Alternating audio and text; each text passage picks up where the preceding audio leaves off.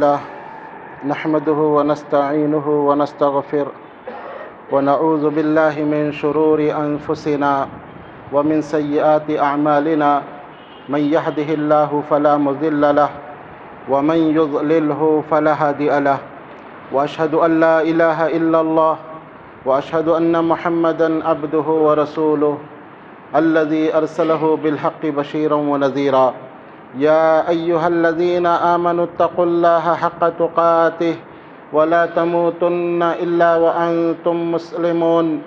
يا أيها الناس اتقوا ربكم الذي خلقكم من نفس واحدة وخلق منها زوجها وبث منهما رجالا كثيرا ونساء، واتقوا الله الذي تساءلون به والأرحام إن الله كان عليكم رقيبا.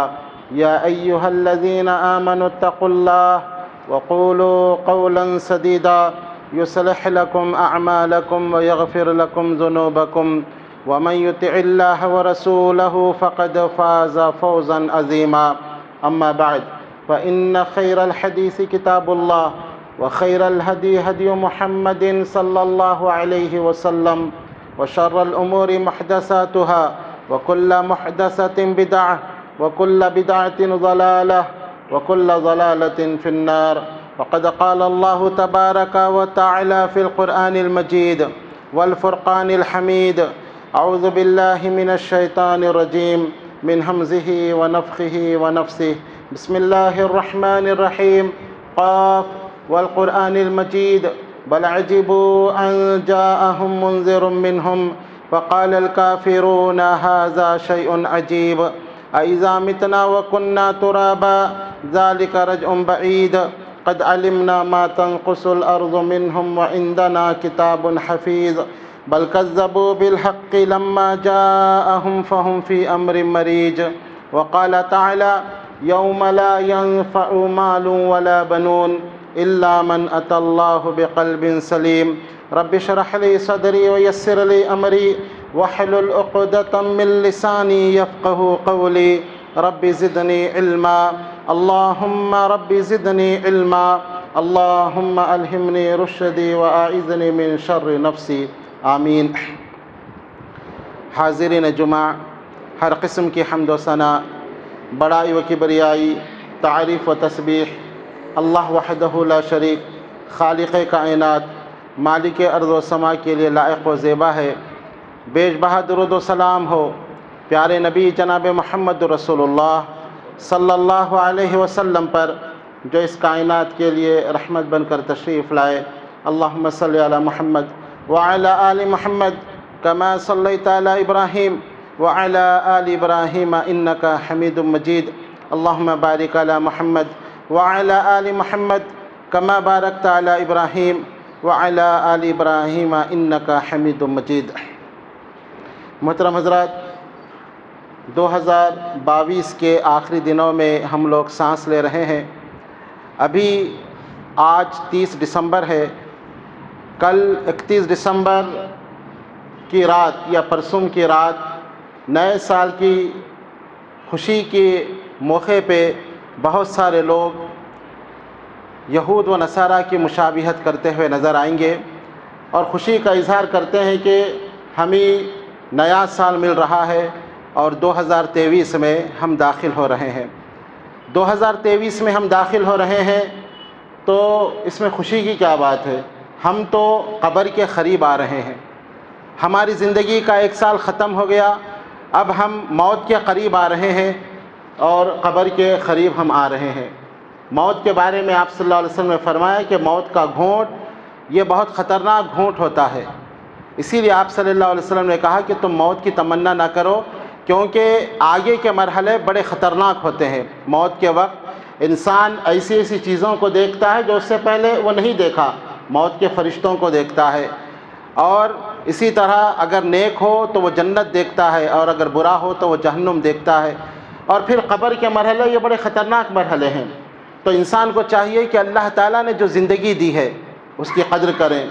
ایک سال جب ہمارا گزرا تو ہمیں پیچھے پلٹ کر دیکھنا چاہیے کہ ہم نے گزرے ہوئے ایک سال میں کتنا اپنے رب کو راضی کیا ہے، کتنا ہم اللہ کے قریب ہوئے ہیں. کتنا ہم نے گناہوں سے توبہ کی ہے، اس لیے کہ مومن کا آنے والا دن پچھلے دن سے بہتر ہوتا ہے۔ مومن، آپ صلی اللہ علیہ وسلم نے کہا کہ آج جس حالت میں مومن ہے کل اس حالت میں نہیں رہتا، کل اس کے اندر اور ڈیولپمنٹ آتا ہے، وہ اللہ کے اور قریب ہوتا ہے، وہ نیکیاں اور زیادہ کرتا ہے، وہ گناہوں سے اپنے آپ کو بچاتا ہے، گناہ اگر ہو بھی جائیں تو وہ توبہ، وہ استغفار کرتا ہے۔ تو ہمیں چاہیے کہ اللہ تعالیٰ نے جو نیا سال ہم کو عطا کیا ہے تو اس پر ہم زیادہ سے زیادہ اپنے آپ کو سدھارنے کی کوشش کریں، اللہ کی عبادت کرنے کی ہم کوشش کریں، اللہ کا قرب حاصل کرنے کی کوشش کریں۔ نبی اکرم صلی اللہ علیہ وسلم نے فرمایا کہ سب سے بہتر انسان وہ ہے جس کی عمر لمبی ہو اور اعمال اچھے ہوں۔ اللہ تعالیٰ نے عمر دیا ہے تو ہمیں چاہیے کہ اس عمر کی قدر کر کے ہم زیادہ سے زیادہ نیکیاں کریں اور اللہ کے قریب ہوتے جائیں۔ کتنے ایسے لوگ ہیں جو پچھلے سال ہمارے ساتھ تھے لیکن اس سال آنے سے پہلے وہ اس دنیا سے رخصت ہو گئے۔ اللہ تعالیٰ نے اگر یہ سال ہم کو دیا ہے تو ہمیں وقت کی قدر کرنا چاہیے، ایک ایک لمحے کی، اور اس وقت کو آخرت کی تیاری میں صرف کرنا چاہیے کہ آخرت میں اللہ تعالیٰ مجھ سے راضی ہو جائے۔ اسی لیے میرے دوستو، نبی اکرم صلی اللہ علیہ وسلم نے کہا بہتر انسان وہ ہے جس کی عمر لمبی اور اعمال بہتر ہو، اور سب سے برا انسان وہ ہے جس کی عمر لمبی ہو اور اعمال برے ہوں۔ تو زندگی یہ اللہ کی طرف سے ایک نعمت ہے۔ ابو ہریرہ رضی اللہ عنہ کہتے ہیں، مسند احمد کی روایت ہے، بنو قزاع کے 2 بھائیوں نے ایک ساتھ اسلام قبول کیا، اور ایک بھائی جہاد میں گئے اور شہید ہو گئے، اور دوسرے بھائی 1 سال کے بعد بستر پر طبعی موت مرے۔ عبید اللہ بن طلحہ رضی اللہ عنہ ایک صحابی رسول ہیں، انہوں نے خواب دیکھا کہ جو بھائی بستر پر مرے ہیں وہ اپنے اس بھائی سے جو شہید ہوا ہے اس سے پہلے وہ جنت میں داخل ہو رہے ہیں۔ ان کو بڑا تعجب ہوا کہ ایک بھائی جو اللہ کے راہ میں شہید ہوا اور وہ پیچھے رہ گیا، اور دوسرا بھائی جو 1 سال کے بعد جس کا انتقال ہوا وہ جنت میں آگے داخل ہو رہا ہے۔ انہوں نے نبی اکرم صلی اللہ علیہ وسلم سے اپنے اس خواب کا ذکر کیا تو آپ صلی اللہ علیہ وسلم نے فرمایا کہ اس میں تعجب کی کیا بات ہے، جس بھائی کا 1 سال کے بعد انتقال ہوا، کیا تم نے نہیں دیکھا کہ انہوں نے ایک رمضان کو پایا، اللہ تعالیٰ نے ان کو ایک رمضان عطا کیا ہے، اور پھر انہوں نے 1 سال کی فرض نمازیں پڑھی، اس کی تعداد کتنی ہو گئی، پھر انہوں نے پتہ نہیں کتنے بار سبحان اللہ کہا، الحمدللہ کہا، اللہ اکبر کہا، پتہ نہیں کتنا انہوں نے صدقہ و خیرات کیا، کتنا صلہ رحمی کی، کتنا لوگوں کے ساتھ احسان کیا۔ تو ظاہر بات ہے یہ 1 سال کی نیکیاں ان کی جب بڑھ گئی تو وہ جنت میں اپنے اس بھائی سے جو شہید ہوا اور 1 سال پہلے انتقال ہوا اس سے پہلے وہ جنت میں داخل ہوئے۔ تو آپ اندازہ لگائیے کہ وقت کی کتنی اہمیت ہے۔ آج ہم مسلمان وقت کو یوں ہی ضائع کر رہے ہیں۔ یقین جانیں کہ ایک ایک سیکنڈ کی زندگی کی بڑی اہمیت ہے۔ اللہ تعالیٰ نے آپ کو زندگی دی، ایک ایک سیکنڈ کی اس کی قدر کریں، ایک ایک لمحے کی قدر کریں۔ لیکن آج آپ دیکھیں، آج مسلمان کتنا اپنے وقت کو برباد کر رہے ہیں، ضائع کر رہے ہیں، اور نوجوان تو موبائل پر اپنے وقت کو ضائع کر رہے ہیں، گھنٹوں موبائل کے اوپر گزارتے ہیں، موبائل کے اوپر غیر ضروری چیزیں دیکھ کر اپنے وقت کو برباد کر رہے ہیں، جبکہ اللہ تعالیٰ نے جو نعمتیں دی ہیں ہمیں چاہیے کہ ہم وقت کی قدر کریں اور پھر آخرت کی تیاری میں اپنے اس وقت کو لگائیں تاکہ اس زندگی میں ہمیں کامیابی ملے۔ یہ زندگی اللہ تعالیٰ نے اس زندگی کو بنانے کے لیے عطا کی ہے۔ یہ زندگی، اسی لیے آپ صلی اللہ علیہ وسلم نے فرمایا کہ کامیاب ہے وہ انسان جو اس زندگی میں اس زندگی کی فکر اور تیاری کرے، اور نامراد اور بیوقوف ہے وہ انسان جو اس زندگی کو بھول جائے۔ اسی لیے اللہ تعالیٰ نے قرآن میں فرمایا کہ لوگو یا ایھا الذین آمنوا اتقوا اللہ ولتنظر نفس ما قدمت لغد، اے لوگو، اے وہ لوگو جو ایمان لائے ہو، اللہ سے ڈرو اور ہر شخص یہ جان لے کہ کل کے لیے اس نے کیا تیاری کر رکھی ہے۔ کل اللہ نے قیامت کا دن نہیں کہا بلکہ کل کہا۔ کل کہہ کر اللہ تعالیٰ نے گویا یہ واضح کیا جس طرح آج کے بعد کل کا آنا ضروری ہے اور کل کا آنا ایک یقینی ہے، اسی طرح قیامت کے دن کا آنا بھی یقینی ہے۔ تو اللہ نے کہا کہ اے ایمان والو، تم کل کے لیے کیا تیاری کر رکھے ہو۔ تو میرے دوستو، اللہ تعالیٰ نے جو یہ سال ہم کو عطا کیا ہے، ہمیں چاہیے کہ آخرت کی فکر کریں، آخرت میں کامیاب ہونے والے اعمال کریں۔ اور آخرت میں کون کامیاب ہوگا؟ اللہ نے فرمایا یوم لا ينفع مال ولا بنون، کل قیامت کے دن کسی کا مال کچھ کام نہیں آئے گا، نہ اولاد کام آئے گی، مال اس دنیا میں چھوڑ کر جاؤ گے، اولاد بھی کام نہیں آئے گی۔ فرمایا الا من اتى اللہ بقلب سلیم، جو قلب سلیم لے کر اللہ کے پاس آئے، جو ایسا دل لے کر آئے جو سلامتی والا دل ہو، وہی کامیاب ہوگا۔ تو میرے دوستو، آپ غور کریں، اپنا محاسبہ کریں، کیا ہمارا دل قلب سلیم ہے جو کل کے دن کامیاب ہونے والا دل ہے؟ ہر کوئی اپنا محاسبہ کرے، اور اللہ تعالیٰ نے جو زندگی عطا کی ہے، ہمیں چاہیے کہ ہم اپنے دل کو قلب سلیم بنانے کی کوشش کریں۔ دل کی کامیابی میں، دل کی بھلائی میں آخرت کی کامیابی ہے۔ اسی لیے آپ صلی اللہ علیہ وسلم نے فرمایا، جسم میں ایک ٹکڑا ہے، اگر وہ صحیح و سالم رہا پورا جسم صحیح و سالم رہے گا، اگر وہ بگڑ جائے گا پورے جسم میں فساد پیدا ہو جائے گا۔ جانتے ہو کیا ہے؟ فرمایا وہ قلب ہے، دل ہے۔ دل انسان کا بہتر ہوگا، آخرت میں اس کو کامیابی ملے گی۔ اور اسی لیے اللہ تعالیٰ نے ایک جگہ فرمایا قد افلح من تزکا، کامیاب ہو گیا وہ جس نے اپنے دل کو پاک و صاف کیا۔ اللہ تعالیٰ نے ماضی کا صیغہ استعمال کیا، قد افلح، کامیاب ہو گیا وہ، من تزکا، جس نے اپنے دل کو پاک و صاف رکھا۔ حالانکہ میرے دوستو، قیامت آنے والی ہے، اللہ نے مستقبل کا صیغہ استعمال نہیں کیا۔ کامیاب ہو جائے گا وہ جس نے اپنے دل کو پاک و صاف رکھا، ایسے نہیں کہا، بلکہ کہا افلح، کامیاب ہو گیا وہ جس نے اپنے دل کو پاک و صاف رکھا۔ اس لیے کہ ماضی میں یقین کی کیفیت پائی جاتی ہے، فیوچر میں، مستقبل میں یقینی کیفیت نہیں پائی جاتی۔ مثال کے طور پر اگر آپ یہ کہیں کہ میں کل حیدرآباد گیا تھا، تو یہ یقینی بات ہے، آپ گئے تھے۔ لیکن اگر آپ یہ کہیں کہ میں کل جاؤں گا، تو اس میں اتنا یقین نہیں ہے، ہو سکتا کل آپ جائیں یا کچھ کام آنے سے آپ رک بھی جائیں، نہ بھی جا سکیں۔ لیکن اللہ نے یہاں قد افلح، ماضی کا صیغہ استعمال کہہ کے یقین، کامیابی کو یقینی بنا دیا ہے کہ جس نے اپنے دل کو پاک و صاف رکھا وہ کامیاب ہو گیا۔ وقد خاب من دساہا، جس نے اپنے دل کو ناپاک کیا، جس نے اپنے دل کو صاف نہیں کیا، وہ برباد ہو گیا۔ تو میرے دوستو، آج یہ کوشش کریں کہ ہم اپنے دل کو پاک و صاف رکھیں، اس لیے کہ میرے دوستو دل خراب ہوتے ہیں، دل بیمار ہوتے ہیں۔ قرآن کے اندر اللہ تعالیٰ نے تندرست دل کہا، بیمار دل کہا، بلکہ دلوں کو زنگ بھی لگ جاتا ہے۔ ایک جگہ اللہ نے کہا کلا بل ران علی قلوبہم ما کانوا یکسبون، ان کے اپنے اعمال کے، ان کے کرتوتوں کے بدلے ان کے دل زنگالود ہو گئے ہیں، دل کو زنگ لگتا ہے۔ اور ایک جگہ اللہ تعالیٰ نے دل کو اندھا بھی کہا ہے، کہا لا تعمى الابصار ولكن تعمى القلوب التي في الصدور، آنکھیں اندھے نہیں ہوتی، بات یہ ہے کہ سینوں میں جو دل ہے وہ اندھے ہو جاتے ہیں۔ جب دل اندھا ہو جاتا ہے تو سیدھی بات، سچی بات، قرآن و حدیث کی بات اس کے دل کے اندر نہیں اترتی۔ تو اللہ تعالیٰ نے قرآن کے اندر دلوں کی بہت ساری صفتیں بیان کی ہے۔ دل زنگالود ہوتے ہیں، دل اندھے ہو جاتے ہیں، دل جو ہے نفاق سے بھر جاتے ہیں۔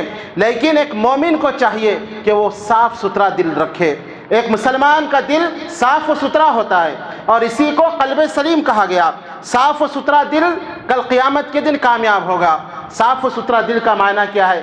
دل کے اندر نفاق نہ ہو، دل کے اندر کینہ کپٹ نہ ہو، دل کے اندر بغض نہ ہو، اپنے مسلمان بھائی کے تعلق سے دشمنی نہ ہو، بلکہ وہ دل ایک مسلمان بھائی کا خیر خواہ ہوتا ہے، مسلمان بھائی کا ناصح ہوتا ہے۔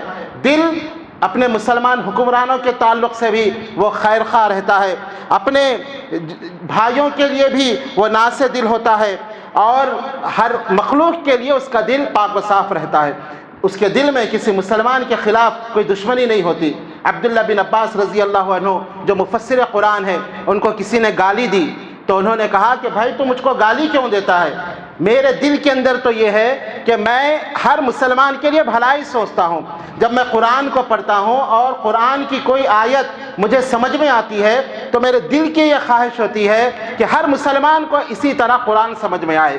اور کہا کہ میری دوسری صفت یہ ہے، جب میں سنتا ہوں کہ کہیں کوئی قاضی بڑے انصاف کے ساتھ فیصلہ کرتا ہے تو مجھے خوشی ہوتی ہے، حالانکہ میں وہ قاضی کو دیکھا نہیں ہوں، وہ قاضی سے مجھے فائدہ نہیں ہوتا ہے، لیکن میں یہ سوچ کر کہ اس قاضی سے مسلمانوں کو فائدہ ہو رہا ہے مجھے خوشی محسوس ہوتی ہے۔ اور کہا کہ جب میں سنتا ہوں کہ کہیں اللہ نے رحمت نازل کی ہے، بارش برسی ہے، مجھے خوشی ہوتی ہے کہ اس بارش کی وجہ سے لوگوں کو فائدہ ہوتا ہے، مسلمانوں کو فائدہ ہوتا ہے۔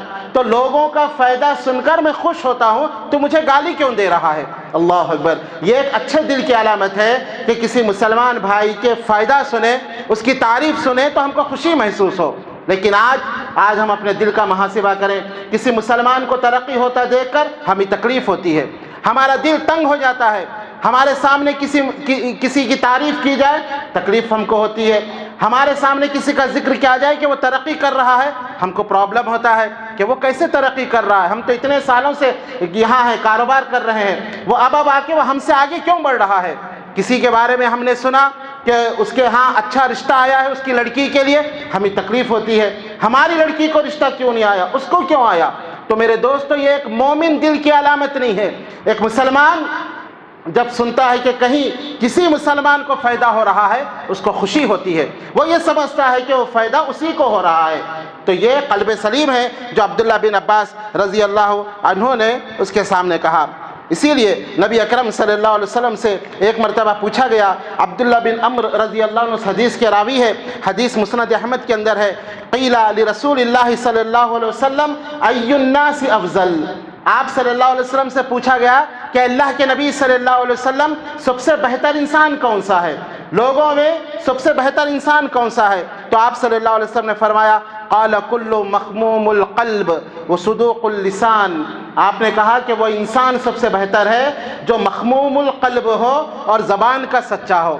صحابہ نے کہا، اے اللہ کے نبی صلی اللہ علیہ وسلم، قالوا صدوق اللسان نعرفه، زبان کا سچا یہ تو ہم جانتے ہیں، لیکن فرمائیے کہ فما مخموم القلب، مخموم القلب کس کو کہتے ہیں؟ تو آپ صلی اللہ علیہ وسلم نے فرمایا، قال هو التقی النقی، فرمایا کہ وہ دل جو اللہ سے ڈرنے والا ہو، وہ دل جو صاف و ستھرا ہو، لا اسم فیہ، اس دل کے اندر کوئی گناہ نہ ہو، کوئی سرکشی نہ ہو، اور کسی قسم کا حسد اس دل کے اندر نہ ہو، کسی مسلمان کے تعلق سے حسد، کینہ، کپٹ، بغض، جلن اس دل کے اندر نہ ہو، تو آپ صلی اللہ علیہ وسلم نے فرمایا کہ وہ دل سب سے بہتر دل ہے، وہ دل قلب سلیم ہے۔ تو میرے دوستو، ہم اپنے اپنے دل کا محاسبہ کریں، کیا ہمارا دل قلب سلیم ہے؟ ایک مسلمان کی خوشی میں کیا ہم شریک ہوتے ہیں؟ ایک مسلمان کو ترقی ہوتا دیکھ کر کیا ہم برداشت کرتے ہیں؟ آج تو میرے دوستو، میری بات کا برا نہ ماننا، ہمارا ماحول ایسا ہو چکا ہے، غیروں کی خوشی تو ہم برداشت کر سکتے ہیں لیکن اپنوں کی خوشی ہم برداشت نہیں کر سکتے۔ غیر اگر ترقی کرے ہم کو اعتراض نہیں، اپنا کوئی رشتہ دار، اپنا کوئی چچا کا لڑکا، اپنا کوئی رشتہ داروں میں دوست کوئی آگے بڑھے، ہمیں تعجب ہوتا ہے کہ وہ کیسے آگے بڑھ رہا ہے، وہ کیسے ترقی کر رہا ہے، ہمارے دل کو تکلیف پہنچتی ہے۔ تو میرے دوستو، حسد یہ ہے کہ کسی کی تعریف سن کر آپ کے دل میں اس کی برائی یاد آ جائے، یہی حسد کی ابتدا ہے۔ آپ کے سامنے کوئی آ کر کسی دوست کی آپ کی تعریف کرے، کسی انسان کی تعریف کرے، اور آپ کے دل میں فوراً اس کی غلطیاں یاد آ جائے، اس کی برائیاں یاد آ جائے، تو یہ جان لے کہ آپ حسد کی بیماری کا شکار ہو رہے ہیں۔ آپ کا دل وہ دل نہیں ہے جو اللہ کو پسند ہے، جو اللہ کو محبوب ہے۔ مومن کا دل کینہ، کپٹ، بغض، حسد، جلن، یہ تمام بیماریوں سے پاک و صاف ہوتا ہے۔ صحابہ کو دیکھیں، اسی لیے تو نبی اکرم صلی اللہ علیہ وسلم نے ان کو جنت کی بشارت دی، وہ پاک و صاف دل والے تھے۔ ایک مرتبہ آپ صلی اللہ علیہ وسلم نے کہا، اگر دنیا میں کسی جنتی کو دیکھنا ہو تو دیکھو ایک صحابی جن کے اعضائے وضو سے پانی ٹپک رہا تھا، وہ سامنے سے گزرے۔ دوسری مرتبہ آپ نے یہی کہا، تیسری مرتبہ یہی کہا، وہی صحابی گزرے۔ ایک صحابی ان کے پیچھے گئے کہ آخر اللہ کے نبی تین بار جن کو جنت کی بشارت دے رہے ہیں، آخر ان کے اندر ایسی کون سی صلاحیت ہے، آخر عبادت وہ ایسی کیا کرتے ہیں جن کو کائنات کے تاجدار جنت کی بشارت دے رہے ہیں؟ تو آپ صلی اللہ علیہ وسلم وہ ان کے پیچھے گئے اور ان کے عمل کو دیکھا، کوئی خاص عمل ان کو نظر نہیں آیا، فرائض کی پابندی ہے اور کوئی خاص عمل نہیں ہے۔ تو پوچھا کہ بھائی، آپ اللہ کے نبی نے 3 مرتبہ آپ کو جنت کی بشارت دی، لیکن آپ کے اندر تو ایسی کوئی چیز نظر نہیں آئی۔ کہا کہ یہی میرا عمل ہے جو تم نے دیکھا، البتہ ایک بات یہ ہے کہ میں اپنے دل کو ایک مسلمان کے تعلق سے ہمیشہ صاف رکھ کر سوتا ہوں۔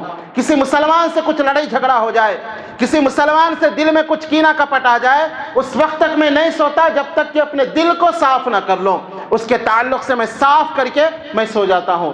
تو اس صحابی نے کہا، یہی تمہاری خصوصیت ہے جس کی وجہ سے اللہ کے رسول صلی اللہ علیہ وسلم نے تم کو جنت کی بشارت دی۔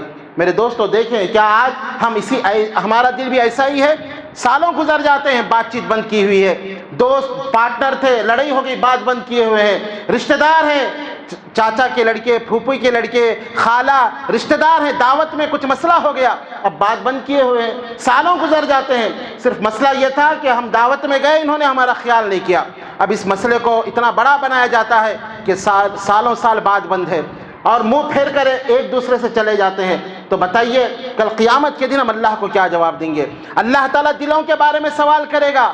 سورہ اسرائیل میں اللہ تعالیٰ فرماتا ہے ان السمع والبصر والفؤاد کل اولئک کان عنہ مسئولا، یقیناً کل قیامت کے دن تمہاری سماعت کے بارے میں، تمہاری بصارت کے بارے میں، تمہارے دلوں کے بارے میں تم سے پوچھا جائے گا۔ یہ اللہ کی ایک عظیم نعمتیں ہیں۔ آنکھ کے بارے میں اللہ سوال کرے گا، ایک عظیم نعمت دیا تھا، تو نے کیسے استعمال کیا؟ کانوں کے بارے میں پوچھا جائے گا، کیسے تم نے اس کا استعمال کیا؟ گانے سنتے رہے، آنکھوں سے فلمیں دیکھتے رہے، غیر عورتوں کو دیکھتے رہے، کیسے تم نے استعمال کیا؟ ایک ایک سیکنڈ ہمارا ریکارڈ ہو رہا ہے، اللہ سوال کرے گا۔ یہ زمین سے پوچھا جائے گا، زمین سے کہا جائے گا کہ تو اس کے ایک ایک عمل کی رازدار تھی، آج بتا اس بندے نے کیا عمل کیا۔ یومئذ تحدث اخبارہا، اس دن زمین اپنی پوری خبریں بیان کر دے گی۔ انسان کے اعضاء سے پوچھا جائے گا، ہاتھ گواہی دیں گے، الیوم نختم علی افواہہم وتکلمنا ایدیہم وتشہد ارجلہم بما کانوا یکسبون۔ سورہ یاسین میں اللہ فرماتا ہے کہ ہم ان کے منہ پر مہر لگا دیں گے، ان کے ہاتھ ہم سے بات کریں گے، ان کے پیر گواہی دیں گے۔ یہ انگلیاں جو موبائل پہ ہم چیٹنگ کر رہے ہیں، فیس بک ہے، واٹس ایپ ہے، پتہ نہیں کیا کیا گند ہم ان انگلیوں کے ذریعے موبائل پہ دیکھ رہے ہیں، یہ انگلیاں کل اللہ کے سامنے گواہی دیں گی۔ میرے دوستو، اس دن ہم اللہ کو کیا جواب دیں گے؟ اسی لیے ضرورت اس بات کی ہے کہ اللہ تعالیٰ نے جو زندگی دی ہے اس کو غنیمت جانیں، آخرت کی تیاری کریں، اپنا محاسبہ کریں، توبہ و استغفار کریں۔ اللہ تعالیٰ گناہوں کو معاف کرنے والا ہے، اور آئندہ کی زندگی میں نیک عمل کرنے کی کوشش کریں، اپنے دل کو پاک و صاف کرنے کی کوشش کریں۔ میرے دوستو، دل کیسے پاک ہوتا ہے؟ سوال یہ ہے ہم اپنے دل کو کیسے پاک کریں؟ دل اللہ کے ڈر سے پاک ہوتا ہے۔ ہم اپنے دل میں اللہ کا ڈر بٹھائیں، دل ہمارا پاک و صاف ہو جائے گا، دل غلط نہیں ہوگا۔ اللہ سے ہمیشہ دل کو ڈراتے رہیں۔ اللہ تعالیٰ فرماتا ہے وَلِمَنْ خَافَ مَقَامَ رَبِّهِ جَنَّتَانِ، جو اللہ کے سامنے کھڑا ہونے سے ڈر جائے اس کو دو جنتیں اللہ تعالیٰ عطا کرے گا۔ اللہ کی خشیت جس دل میں آ جائے اللہ تعالیٰ اس کو کامیاب کر دے گا۔ قرآن کے اندر تقوی، اللہ سے ڈرنے والوں کی بہت تعریف کی گئی۔ ایک جگہ اللہ نے کہا کہ جو اللہ سے ڈرے گا وَمَن يَتَّقِ اللَّهَ يَجْعَلْ لَهُ مَخْرَجًا، جو اللہ سے ڈرے گا اللہ اس کے لیے راستے نکال دے گا۔ وَيَرْزُقُهُ مِنْ حَيْثُ لَا يَحْتَسِبُ، اور ایسی جگہ سے روزی دے گا جہاں وہ سوچا بھی نہیں ہوگا۔ تو ہر وقت یہ احساس ہمارے دل میں رہے کہ کل اللہ کے سامنے مجھے کھڑا ہونا ہے، اللہ کے سامنے مجھے سوال کرنا ہے۔ ہر انسان کو اللہ کے بارگاہ میں کھڑا ہونا ہے۔ وَجَاءَ رَبُّكَ وَالْمَلَكُ صَفًّا صَفًّا، اللہ فرماتے اس دن تیرا رب آئے گا، فرشتے صف بستہ کھڑے رہیں گے۔ قیامت کی یہ ہولناکی کا اللہ نے ذکر کیا ہے۔ اللہ آئے گا حشر کے میدان میں، کب آئے گا؟ 50 سال تک تو لوگ اللہ کے انتظار میں اپنے نظروں کو آسمان کی طرف اٹھائے بغیر پلک جھپ کے انتظار میں کھڑے رہیں گے۔ اللہ آ جائے حساب لے، اللہ غصے میں ہوگا۔ وَيَحْمِلُ عَرْشَ رَبِّكَ فَوْقَهُمْ يَوْمَئِذٍ ثَمَانِيَةٌ، اس دن اللہ کے عرش کو 8 فرشتے پکڑے ہوئے ہوں گے، اور اللہ حساب لینے کے لیے آئے گا، مجھ سے اور آپ سے پوچھنے کے لیے اللہ آئے گا۔ اس دن کے لیے کبھی ہم نے سوچا ہے؟ آج اللہ نے جو زندگی دی لہو و لعب میں، عیش و عشرت میں ہم گزار رہے ہیں، جب ہمارا رب آئے گا ہم سے حساب لینے کے لیے، اس بارے میں کبھی ہم نے سوچا؟ وَجَاءَ رَبُّكَ وَالْمَلَكُ صَفًّا صَفًّا وَجِيءَ يَوْمَئِذٍ بِجَهَنَّمَ، اور اس دن جہنم کو کھینچ کر لایا جائے گا۔ اور آپ صلی اللہ علیہ وسلم نے فرمایا کہ جہنم کو اس دن 70,000 لگامیں ہوں گی، ہر لگام پر 70,000 فرشتے پکڑے ہوں گے، کھینچ کر جہنم کو لایا جائے گا۔ اور جہنم کی حالت کیا ہوگی؟ فرمایا سورہ ملک میں تکاد تمیز من الغیظ، ایسا معلوم ہوگا کہ جہنم غصے سے پھٹ جائے گی، جہنم چیخ رہی ہوگی، چلا رہی ہوگی۔ وَجِيءَ يَوْمَئِذٍ بِجَهَنَّمَ يَوْمَئِذٍ يَتَذَكَّرُ الْإِنسَانُ وَأَنَّ لَهُ الذِّكْرَىٰ، اس دن انسان دنیا کے ایک ایک سیکنڈ کو یاد کرے گا، ایک ایک لمحے کو یاد کرے گا، جہنم کے عذاب کو دیکھے گا۔ اب دنیا کی زندگی یاد آئے گی، یہ امتحان کی جگہ اللہ نے اس کو دیا تھا، اب وہ افسوس کرے گا کاش میں دنیا میں نیکیاں کر لیا ہوتا، کاش میں دنیا میں اس جہنم سے بچنے کی تیاری کر لیا ہوتا تو کتنا اچھا تھا۔ یومئذ یتذکر الانسان وجیء بجہنم وجیء یومئذ بجہنم یومئذ یتذکر الانسان ان لہ الذکری یقول یا لیتنی قدمت لحیاتی، افسوس کرتے ہوئے کہے گا ہائے افسوس، کاش اس زندگی کے لیے میں کچھ کر لیا ہوتا تو کتنا اچھا تھا، وہاں افسوس کرنا کوئی فائدہ نہیں ہوگا۔ آج اللہ جو عمر دے رہا ہے اس کو صرف نیو ایئر کی مبارکباد دینے میں ضائع نہ کریں، بلکہ اللہ کا شکر ادا کریں کہ اللہ نے ہمیں مہلت دی ہے، اور اس مہلت کو اس جہنم کی آگ کو بجھانے کے لیے کوشش کریں۔ آپ صلی اللہ علیہ وسلم نے فرمایا کہ کل تم اپنے رب کے سامنے ہوں گے اور تمہارے رب کے درمیان کوئی ترجمان نہیں ہوگا، اللہ تم سے بات کرے گا۔ اس وقت انسان آگے دیکھے گا، بھڑکتی ہوئی آگ نظر آئے گی، دائیں اور بائیں دیکھے گا، آگ نظر آئے گی۔ آپ نے فرمایا کہ اس آگ کو بجھاؤ، ایک کھجور اللہ کے راستے میں صدقہ کرو اور اس بھڑکتی ہوئی آگ کو بجھا لو۔ دنیا میں موقع ہے، جب تک سانس ہے اللہ کے راہ میں کچھ خیرات کر لو، اس آگ سے اپنے آپ کو بچا لو۔ ایک کھجور نہیں ہے، آدھا کھجور کر لو، اپنے آپ کو بچا لو۔ آدھا کھجور بھی تمہارے پاس نہیں ہے، اچھی بات کر لو ایک مسلمان سے، ایک مسلمان کا بوجھ ہلکا کرو، اس کے دل کا بوجھ اچھا مشورہ دے کر ہلکا کرو اور اپنے آپ کو اس جہنم کی آگ سے بچا لو۔ تو میرے دوستو، اچھا دل بنانے کے لیے سب سے پہلی بات یہ ہے کہ ہمارے دل کے اندر اللہ کا ڈر ہو، اخلاص آ جائے، اللہ کی رضا مقصود ہو۔ اور دوسرا یہ کہ ہم لوگوں کے لیے نافع بن جائیں، لوگوں کے لیے فائدہ مند بن جائیں، ہیلپنگ نیچر ہم اپنے اندر پیدا کریں۔ یہ سوچیں کہ میری اپنی ذات سے کسی مسلمان کا فائدہ ہو جائے۔ آپ کچھ ہنر جانتے ہیں، مسلمان بچوں کو ہنر سکھائیں۔ آپ کے پاس کوئی بچہ کام کرنے آتا ہے، آپ ڈیلے نہ کریں۔ بہت سارے لوگ جلدی کام نہیں سکھاتے، کہیں بچہ چلا نہ جائے، وہ کام سیکھ کر وہ ہمارے سامنے دکان ڈال کر کمانے نہ لگ جائے، ہمارے کاروبار پہ اثر نہ پڑے۔ ایسی سوچ ایک مسلمان کی سوچ نہیں ہوتی۔ رزق من اللہ ہے، آپ کے پاس کوئی ہنر ہے، کوئی بچہ کام سیکھنے کے لیے آیا، فوراً اس کو سکھا دیجئے۔ مسلمان بچوں کو کام سکھائیے، مسلمان بچوں کو پڑھائیے، غریب بچوں کو پڑھائیے، مشورے دیجئے، مسلمانوں کے لیے فائدہ مند بنے۔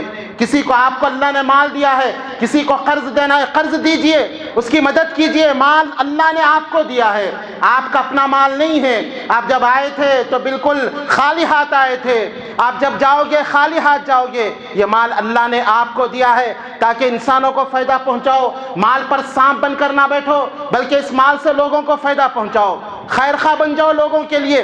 دل آپ کا صاف ہو جائے گا۔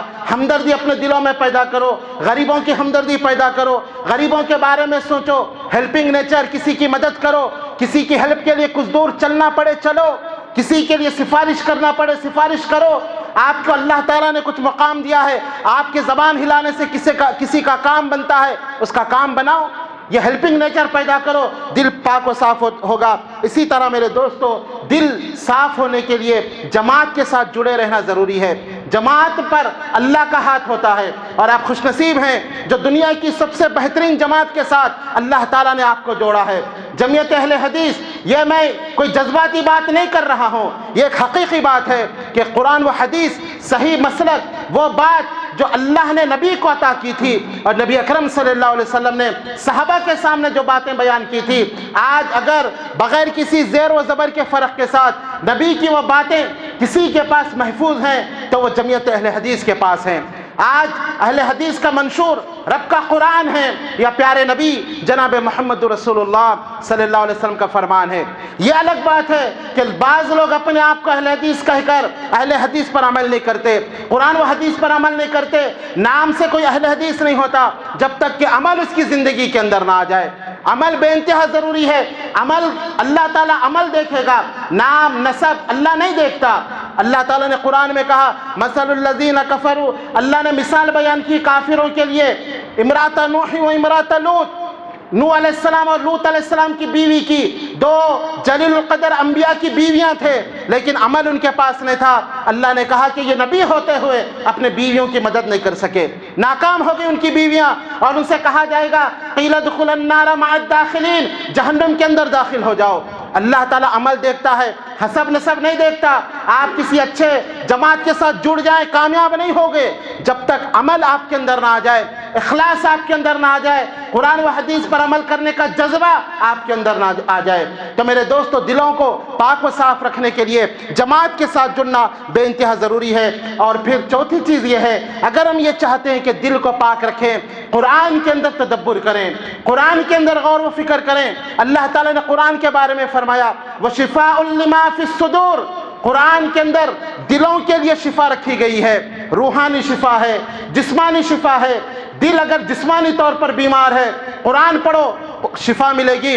دل اگر روحانی طور پر بیمار ہے، قرآن پڑھو شفا ملے گی۔ الا بذکر اللہ تطمئن القلوب، اللہ کے ذکر سے دلوں کو اطمینان نصیب ہوتا ہے۔ تو میرے دوستو، دلوں کو پاک و صاف رکھنے کے لیے یہ 4 باتوں پر عمل کرنا ضروری ہے۔ ایک اخلاص ہو، دوسرا ہیلپنگ نیچر ہم اپنے اندر پیدا کریں، بغیر کسی مسلک کے، بغیر کسی، یہاں تک کہ کوئی اگر غیر مسلم بھی ہے اس کے ساتھ بھی خیر کا برتاؤ کرے، یہ ہمارا دین ہم کو سکھاتا ہے۔ کوئی اگر غیر مسلم بیمار ہے اس کی عیادت کو جائیں، یہ اللہ کے نبی صلی اللہ علیہ وسلم کی سنت تھی۔ ایک یہودی بچہ بیمار تھا، آپ اس کی عیادت کو گئے، وہ موت کے جان کنی کے عالم میں تھا، وہ جو ہے مرض الموت کے اندر مبتلا تھا۔ آپ نے اس سے کہا بیٹے لا الہ الا اللہ کہو۔ اس نے اپنے باپ کی طرف دیکھا، باپ نے کہا بیٹے ابو القاسم کی بات کو مان لو۔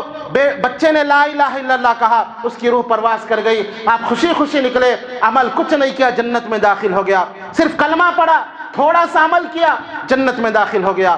تو یہ میرے دوستو، یہ نبی کا طریقہ ہے، یہ نبی کا اسوہ ہے کہ ہمارے اعمال کو دیکھ کر غیر مسلم ہمارے اخلاق کی شہادت دیں، ہمارے اخلاق کو دیکھ کر غیر مسلم متاثر ہوں، ہمارا لین دین ایسا ہو لوگوں کے ساتھ کہ غیر مسلم کہیں کہ کاروبار کرنا ہو تو مسلمان کے ساتھ کرو۔ لیکن آج ہمارا معاملہ کیسا ہے؟ غیر تو غیر اپنے کہہ رہے ہیں کہ مسلمانوں کے ساتھ کاروبار نہیں کرنا چاہیے، غیر اچھا کام کرتے ہیں۔ لا حول ولا قوت الا باللہ۔ یہ ہم نے ایسا ماحول بنا لیا ہے، ہمارے اندر جھوٹ آ گیا، ہمارے اندر فریب آ گیا، دھوکہ دہی آ گئی۔ جبکہ میرے دوستو، معاملات ہمارے ایسے ہونا چاہیے کہ غیر ہمارے معاملات کو دیکھ کر اسلام کی تعریف کریں، لیکن الٹا ہو گیا ہے۔ تو ہمارا دل، یہ دل کی نحوست کی وجہ سے، یہ دل کی خباثت کی وجہ سے ایسا ہو رہا ہے۔ تو ہیلپنگ نیچر پیدا کریں، جماعت کے ساتھ جڑ کر رہیں اور قرآن میں تدبر کریں۔ اور آخری بات یہ ہے، اگر ہم دل کی اصلاح چاہتے ہیں تو اللہ سے دعا کرتے رہیں، یا مقلب القلوب ثبت قلبی علی دینک، یا مصرف القلوب صرف قلوبنا علی طاعتک۔ اے دلوں کے پھیرنے والے، میرے دل کو تیری اطاعت کی طرف باقی رکھ، تیرے دین پر میرے دل کو قائم رکھ۔ اللہ سے دعا کرتے رہیں۔ اگر ہم اچھے دل کے ساتھ اس دنیا سے جائیں گے تو آخرت کی کامیابی نصیب ہوگی، بگڑے ہوئے دل کے ساتھ جائیں گے تو آخرت کی ناکامی و نامرادی ہمارا مقدر بنے گی۔ اور میرے دوستو، دل خراب کب ہوتے ہیں، دل بگڑتے کب ہیں، یہ بھی آپ جان لیں، تاکہ وہ کام نہ کریں جس سے دل خراب ہوتے ہوں۔ دل کفر کی وجہ سے دل بگڑتا ہے، شرک کی وجہ سے دل بگڑتا ہے، نفاق کی وجہ سے دل بگڑتا ہے۔ اگر دل کے اندر کفر آ جائے، یا ایسی جگہ آپ جائیں جہاں کفر ہوتا ہو، شرک ہوتا ہو، نفاق ہوتا ہو، ایسی دعوتوں میں آپ جائیں، اس سے دل بگڑ جاتا ہے۔ اسی لیے ایسی دعوتوں میں جانے سے منع کیا گیا۔ اسی طرح حسد سے دل بگڑتا ہے، کینہ کپٹ سے دل بگڑتا ہے، بغض رکھنے سے دل بگڑتا ہے۔ یہ سب دل کی بیماریاں ہیں۔ تو ہمیں چاہیے کہ ان تمام جگہوں پر جانے سے بچیں تاکہ ہمارے دلوں کی حفاظت ہو سکے۔ اور اللہ تعالیٰ نے قرآن کے اندر بھی ہم کو یہی حکم دیا، غیر المغضوب علیہم ولا الضالین، اے اللہ ان کے راستے پر مت چلا جن پر تیرا غضب نازل ہوا، اور گمراہوں کے راستوں پر مت چلا۔ اور مفسرین کہتے ہیں کہ جن پر غضب نازل ہوا ان سے مراد یہود ہے، اور گمراہ سے مراد نصارہ ہے۔ تو ہم ایسی جگہ نہ جائیں جہاں یہود و نصارہ ہوتے ہو، اس سے دل خراب ہو جائے گا۔ یا ایسی عیدوں کو نہ کریں جو یہود و نصارہ کی عیدیں ہیں، اس سے دل بگڑتا ہے۔ آج کچھ دن پہلے 25 دسمبر کو کرسمس عید منائی گئی، اور بہت سارے بھولے بھالے مسلمانوں نے عیسائیوں کو مبارکباد دی ہوگی۔ میرے دوستو، ان کی عیدوں میں مبارکباد دینے سے دل بگڑ جاتا ہے، دل کے اندر بگاڑ اور فساد پیدا ہوتا ہے۔ ان کی عیدوں میں جا کر آپ کھانے سے میرے دوستو، یہ لوگ یہ سمجھتے ہیں کہ ہم تو جو ہے بالکل سلجھے ہوئے لوگ ہیں، اور ہم تو لوگوں کے ساتھ مل کر رہنا چاہتے ہیں۔ لیکن یاد رکھیں، کفار و مشرکین کی دعوتوں میں جانے سے دل مردہ ہوتا ہے۔ اسی لیے آپ دیکھیں، ابراہیم علیہ السلام جو ہمارے لیے نمونہ ہیں، اور جن کے قرآن میں اللہ تعالیٰ نے تعریف کی ہے، اور نبی اکرم صلی اللہ علیہ وسلم کو حکم دیا کہ اللہ کے نبی آپ ابراہیم علیہ السلام کے اسوے کو اپنائیں۔ آپ کے لیے لقد کان لکم فی اسوۃ حسنہ، تمہارے لیے ابراہیم علیہ السلام کی زندگی میں نمونہ ہے۔ ابراہیم علیہ السلام کو آپ دیکھیں، قوم میلے میں جا رہی تھی، کسی جگہ میلہ لگا ہوا تھا، قوم جا رہی تھی اور ابراہیم علیہ السلام سے کہا چلو ہمارے ساتھ میلے میں جائیں گے۔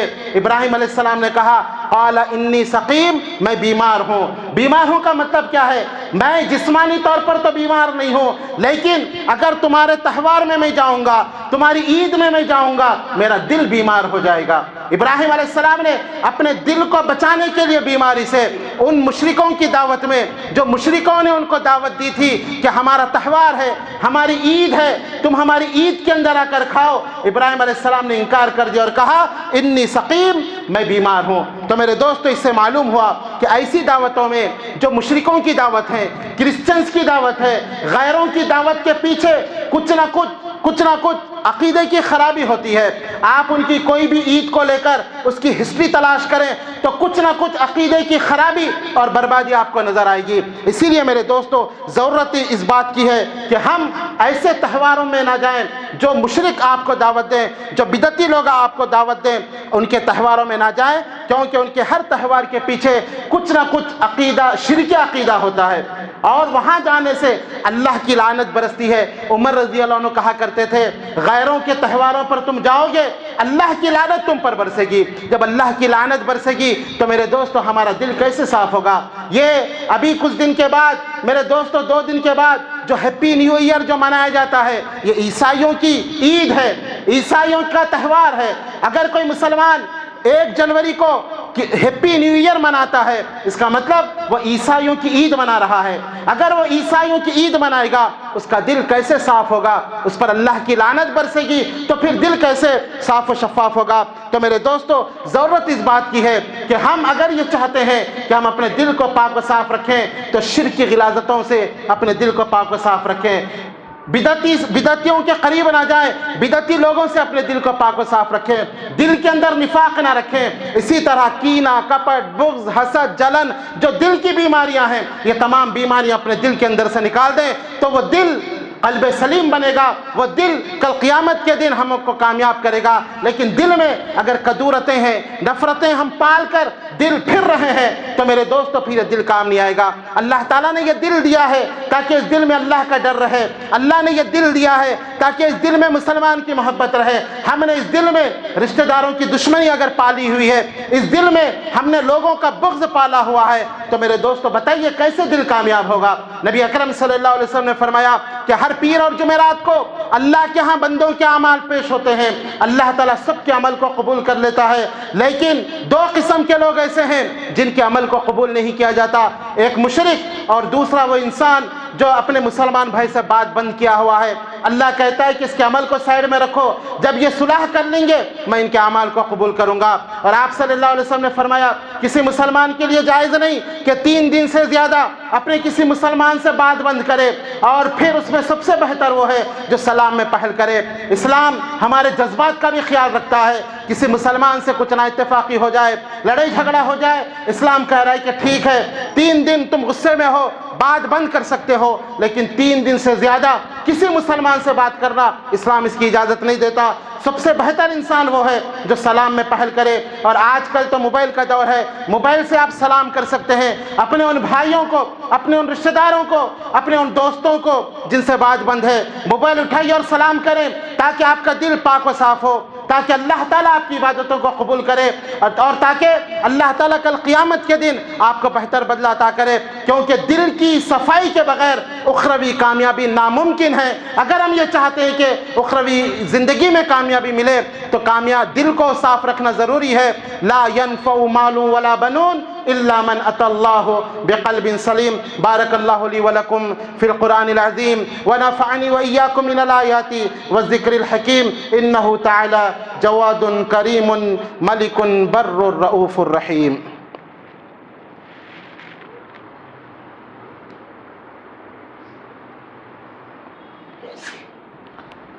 الحمد لله وحده والصلاة والسلام على من لا نبي بعده وبعد، فقد قال الله تبارك وتعالى في القرآن المجيد والفرقان الحميد: إن الله وملائكته يصلون على النبي يا أيها الذين آمنوا صلوا عليه وسلموا تسليما۔ اللهم صل على محمد وعلى آل محمد كما صليت على إبراهيم وعلى آل إبراهيم إنك حميد مجيد. اللهم بارك على محمد وعلى آل محمد كما باركت على إبراهيم وعلى آل إبراهيم إنك حميد مجيد. اللهم أعز الإسلام والمسلمين، اللهم أعز الإسلام والمسلمين وأذل الشرك والمشركين ودمر أعداء الدين. اللهم اكفنا بحلالك عن حرامك وأغننا بفضلك عمن سواك.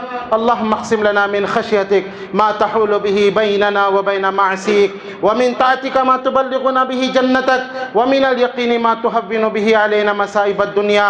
متعنا بأسمائنا وأبصارنا وقواتنا ما أحييتنا واجعله الوارث منا، واجعله الوارث منا، واجعل ثأرنا على من ظلمنا وانصرنا على من آدانا، ولا تجعل مصيبتنا في ديننا، ولا تجعل الدنيا أكبر همنا ولا مبلغ علمنا، ولا تسلط علينا من لا يرحمنا. يا مقلب القلوب ثبت قلوبنا على دينك، يا مصرف القلوب صرف قلوبنا على طاعتك.